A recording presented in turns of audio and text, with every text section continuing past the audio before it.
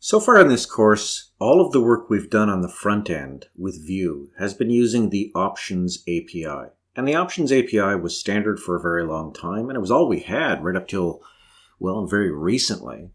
But as part of Vue 3, here I am looking at the introductory guide for this, we actually can switch from the Options API to the Composition API. And they are similar in some ways, but there are differences, important differences.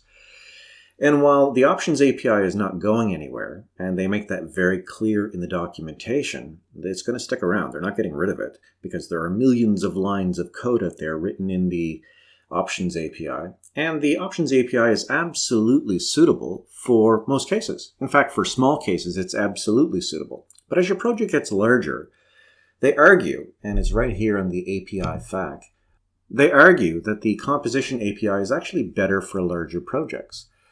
So here's the frequently asked questions, and I encourage you to go through this on your own, but they give you an example here of the kinds of approaches you would use when building something using the Composition API. You can still use SFCs, or single file components. It still has a script section, and it still has a template section, and it also has a style section, which they haven't used here. But things change a little bit. The syntax does actually change. And fortunately, you can actually have a single Vue project that uses both the Options API and the Composition API. And that's what we're going to do in this section of the course.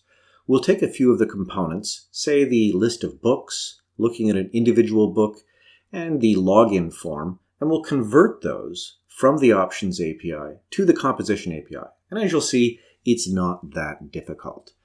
Okay, let's get started.